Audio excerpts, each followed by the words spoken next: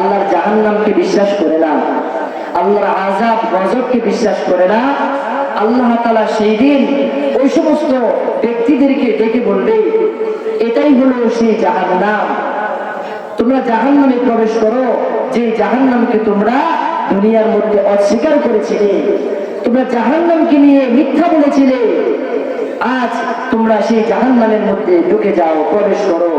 মুহতারাম হাজরিন, আমরা শুধু শুনতেছি জাহান্নাম জাহান্নাম, কিন্তু জাহান্নামের যে শাস্তি, যে কষ্ট, এই কষ্টগুলো কারো পক্ষে সম্ভব না সহ্য করার মতো।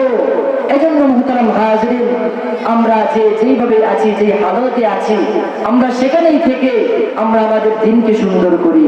আমাদের উপরে যে দায়িত্ব আছে, আল্লাহ পাকের যে হক আছে, সেই হকগুলো আমরা সঠিকভাবে বাস্তবায়ন করার চেষ্টা করি। বিশেষ করে আমরা আমাদের নিজেদের ভিতরে কোরআনের আইন বাস্তবায়ন করি, নিজেও কোরআন পড়তে শিখি। ছোট ছোট মাসুম বাচ্চা যারা আছে, তাদেরকেও আমরা কোরআন শেখানোর চেষ্টা করি। এখন তো বিভিন্ন মাধ্যম, এই মাধ্যমগুলোতে আমরা শিক্ষা দিতে পারি চাইলে, কিন্তু আমাদের পেছনে শয়তান লেগে গেছে, যার কারণে সন্তানগুলোকে আমরা কোরআন থেকে বঞ্চিত করতেছি, আল্লাহ রাসূল সাল্লাল্লাহু আলাইহি সাল্লামের আদর্শ থেকে বঞ্চিত করতেছি। মুহতারাম হাজরিন, ছেলেটা নামাজ পড়ে না, মেয়েটা পর্দা করে না, কোরআন পড়তে পারে না, গান বাদ্য নিয়ে সবসময় মগ্ন থাকে, অথচ আমি পিতা হিসাবে, আমি মা হিসাবে আমি পারলাম না তাকে সংশোধন করতে, আমি পারলাম না তাকে দিনদার বানায়া যাইতে। আমি কার আশা করতেছি, কোন সন্তানের আশা করতেছি? আমি মৃত্যুবরণ করার পরে কি আমার জন্য দুই হাত তুলে দোয়া করবে, দুইটা চোখের পানি ফেলা ফেলা কান্না করবে? এমন সন্তান তো আমি রেখে যেতে পারতেছি না। এজন্য এমন একজন সন্তান বানান। দুনিয়াতে আপনি কিসের বড়াই করতেছেন, কিসের আশা করতেছেন, কার উপরে ভরসা করতেছেন? কিছুই আপনার না, কিছুই আমার না। যদি আমি আর আপনি সেই মালিককে আপন মনে কবরে যাইতে পারি, সেটাই হলো আমার আপনার কামিয়াবি, সেটাই হলো আমার আপনার কল্যাণ। এজন্য আসুন আমরা সকলে আমাদের সন্তানদেরকে কোরআন শেখাই, নিজেরাও কোরআন শিখি।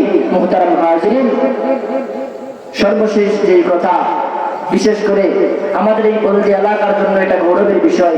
আল্লাহ পাক রব্বুল আলামিন এই বলদি এলাকাকে কবুল করুন। এই বলদি এলাকার ভিতরে যে সমস্ত কাজ হয়, আল্লাহ আমাদের সকলকে এই সমস্ত কাজ থেকে, গুনাহের কাজ থেকে বিরত থাকার তৌফিক দান করুন। মুহতারাম হাজিরিন, আমরা দুনিয়ার মধ্যে টাকা পয়সার অহংকারী করতেছি, ক্ষমতার অহংকারী করতেছি। আল্লাহ বলেন, দুনিয়ার মানুষ, ক্ষমতার মালিক তো আমি আল্লাহ। আমি আল্লাহ তাআলা তো সকল কিছুর মালিক, ধন সম্পদের মালিক আমি আল্লাহ। তোমাকে তো আমি আল্লাহই দান করলাম, এই ক্ষমতা তোমাকে তো আমি আল্লাহই দান করলাম। এত কিছু দেওয়ার পরে তুমি কেন নাফরমানি করতেছো? তুমি কেন আমার না শুকরিয়া করতেছো? আল্লাহ তাআলা সেই দিন বলবে, যারা আজকে জমিনের মধ্যে অহংকারী করে, মারামারি করে, মানুষকে হত্যা করে, মানুষের হক নষ্ট করে, দুনিয়ার ক্ষমতার জন্য, আল্লাহ তাআলা সেই দিন বলবে, আইনাল মুতাকাব্বিরুন, কোথায় অহংকারীরা? আল্লাহ সেদিন বলবে, কোথায় অহংকারীরা? সেদিন আল্লাহ বলবে, আমি তো আজ এই দিনের রাজত্ব কর্মীওয়ালা, আমি তো আজকের দিনের মালিক। কোথায় জমিনের মালিকরা? কোথায় দুনিয়ার অহংকারীরা? কোথায় ক্ষমতাবানরা? তোমরা সবাই উপস্থিত হও, আল্লাহ তাআলা সেদিন বলবে। মুহতারাম হাজিরিন, এজন্য আমরা অহংকারী করব না, আমরা ক্ষমতা দেখাবো না, আল্লাহ তাআলাকে আমরা রব হিসাবে মানব, আল্লাহ তাআলার দাসত্ব করব। মুহতারাম হাজিরিন, আমি একখানা হাদিস আপনাদের সামনে পেশ করেছিলাম। হাদিসটা হযরত উমার রাদিয়াল্লাহু তাআলা আনহু থেকে বর্ণিত। তো আল্লাহ রাসূল সাল্লাল্লাহু আলাইহি সাল্লাম বলেন, এই হাদিসের ভিতরে তিনটি কাজ করতে, একটি কাজ হলো, আল্লাহ তাআলা বলেন, আল্লাহ রাসূল সাল্লাল্লাহু আলাইহি সাল্লাম বলেন, যেই ব্যক্তি একজন মানুষকে মহব্বত করবে, একজন আলেমকে মহব্বত করবে, পিতাকে মহব্বত করবে, সন্তানকে মহব্বত করবে, বিবিকে মহব্বত করবে, ছেলেমেয়েকে মহব্বত করবে, একমাত্র আল্লাহ তাআলার জন্য। যেই ব্যক্তি আল্লাহর জন্য মহব্বত করবে কাউকে, এবং আল্লাহর জন্যই কারো সাথে শত্রুতা পোষণ করবে, কারো সাথে যুদ্ধ করবে আল্লাহ তাআলার খুশির জন্য মুহতারাম হাজিরিন, এবং আল্লাহ তাআলার জন্যই দান করবে এবং আল্লাহ তাআলার জন্যই দান থেকে বিরত থাকবে। এই বিষয়গুলো কিন্তু আমরা অনেকেই বুঝি না, যে আল্লাহ তাআলার জন্যই দান করে আল্লাহ তাআলার জন্যই দান থেকে বিরত থাকে। এই বিষয়টা তো আমরা সঠিকভাবে বুঝতে পারলাম না। এটা বোঝার সহজ পদ্ধতি হলো, আল্লাহর জন্যই দান করা মানে মসজিদ করতেছেন আল্লাহর জন্য, মাদ্রাসা করতেছেন আল্লাহর জন্য, দিনের যে সমস্ত কাজগুলো আছে এই সব কিছু আপনি করতেছেন আল্লাহ তাআলার জন্য।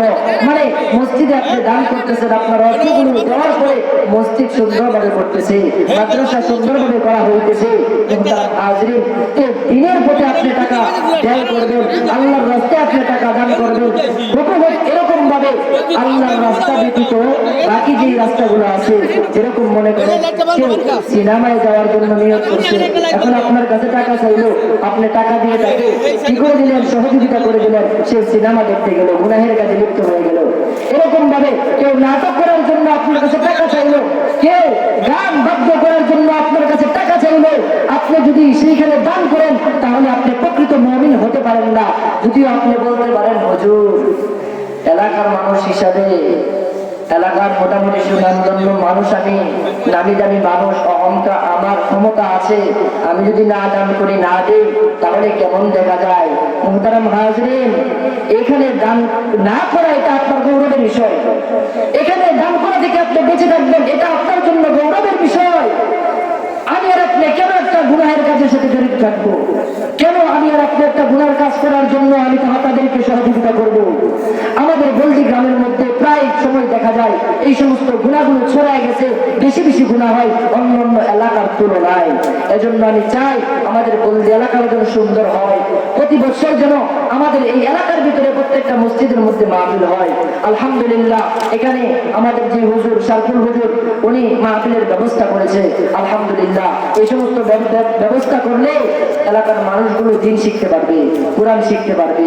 যে মানুষগুলো দিন বুঝে না, পর্দা কি বুঝে না, হালাল কি বুঝে না, হারাম কি বুঝে না, এই সমস্ত ব্যক্তিগুলো এই সমস্ত বিষয়গুলো জেনে যাবে, তার দুনিয়াও সুন্দর হয়ে গেল, আখিরাতও সুন্দর হয়ে গেল, সে মালিকের পরিচয় পেয়ে কবরের মধ্যে রওনা হইতে পারবে।